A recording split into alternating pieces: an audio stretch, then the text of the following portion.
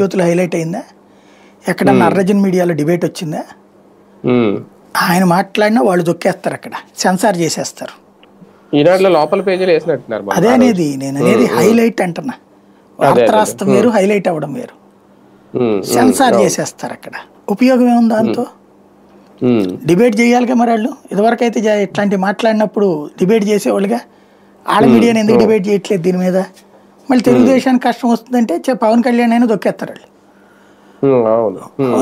వాస్తవంగా ఈ మీటింగులన్నీ ఏంటంటే పేపర్లకి, టీవీలకి బ్రేకింగ్ల కోసం, స్క్రోలింగ్ల కోసం, వార్తల కోసం ఏదో జరిగిపోతుందని ఒక భ్రమ తప్పించి ఏముండదు అక్కడ. పొలిటికల్ గవర్నెన్స్ అని చెప్పి అదే మీటింగ్లో మళ్ళీ చెప్పారు. కొత్తగా ఛార్జ్ తీసుకోబోయే కలెక్టర్లకి, కొత్తగా ఛార్జ్ తీసుకున్నటువంటి ఐపీఎస్లకి, అయ్యా మీరు మీ సొంతగా నిర్ణయాలు తీసుకోకుండా మా ఎమ్మెల్యేలు చెప్పినట్టేనండి అని చెప్పడానికి పెట్టారు మీటింగ్. అంతే, అంత మించేముంది అక్కడ?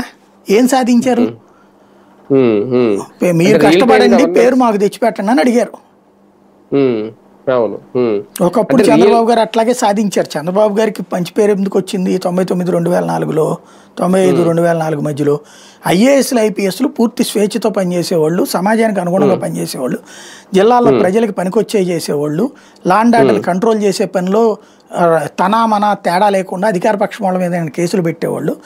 ఆ ధైర్యం ఉండేది అప్పుడు వాళ్ళకి, ఆ స్వేచ్ఛ ఉండేది. చంద్రబాబు గారు జోక్యం చేసుకునేవాళ్ళు కాదు.